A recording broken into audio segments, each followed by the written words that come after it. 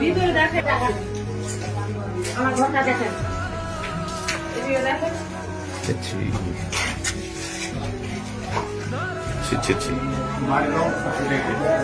সব ফেটে গেছে। আমরা কোথায় থাকবো? এই সব দেখেন ছাদ সব ফেটে ফেটে পড়ে যাচ্ছে। আমি কোথায় যাবো, কোথায় থাকবো? আমার স্বামীর ব্রেনের দোষ। আমার স্বামী কাজ কাম কিছু করতে পারে না। আমি জমি জায়গা বেঁচে সব টাকা পয়সা রেখেছিলাম, সব নিয়ে চলে গেছে। ডাক্তার দেখাই খাই, ছেলে পেলে নিয়ে আমি তো বিড়ি মেনে ম্যানেজ করতে পারবো না। আমার সব নিয়ে চলে গেছে। আমার গহনা ছিল, মেয়ের নেকলেস ছিল, আমার ছিল মালা ছিল, 2 জোড় কানের ছিল, সব নিয়ে চলে গেছে। টাকা পয়সা, আমার বস্তা ভর্তি চাল ছিল, কিচ্ছু নাই ঘরে।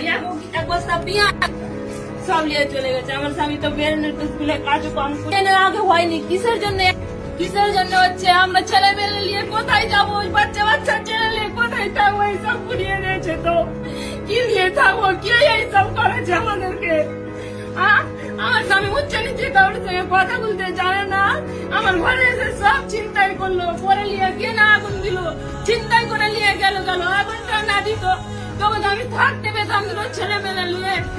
আমরা কোথায় যাবো? ছোট ছোট ছেলে নিয়ে কোথায় যাবো? কি খাবো? আমাদের 3 দিন থেকে আমরা অনাহারে আছি। এই সব বাচ্চারা নিয়ে এখন তো মুখ শুকিয়ে গেছে সব ছেলেদের। কোনো খাওয়া দাওয়া করেনি? কোনো খাবারের ব্যবস্থা নাই। আমরা কি করে থাকবো? কি নিয়ে বাঁচবো, কি নিয়ে থাকবো? আমার এত ক্ষতি হয়েছে, আমরা ক্ষতিপূরণ নিব। কিসের জন্য ওরা করলো? কারা এসেছিল? কারা এসেছিল? কারা এসেছিল? ওই বাইর কারণ সব। হিন্দু তো কেউ নাই, সব মুসলিম এসে করেছে এইসব। আপনার নাম? আমার নাম দীপা মন্ডল। আপনার স্বামীর নাম? আমার স্বামীর নাম দেবগণ মন্ডল। সে তো কিছুই করতে পারে না, তার বেরেনের দোষ। সে বেরেনের ওষুধ খাই, ওষুধ আমি বের করতে পারিনি। সে ওষুধ সব বলে গেছে। এখন আমি ওকে কি খাওয়াবো? ঘরে টাকা নাই, পয়সা নাই, আমি কি দিয়ে কি করবো? টাকা পয়সা সব নিয়ে চলে গেছে। দেখেন এখানে বাক্স, ওখানে বাক্স। আমার টিউবকল ছিল, সব ভেঙে ফেলে দিয়েছে। টালের ঘরে রান্না করি, ওটাও ভেঙে ফেলে দিয়েছে।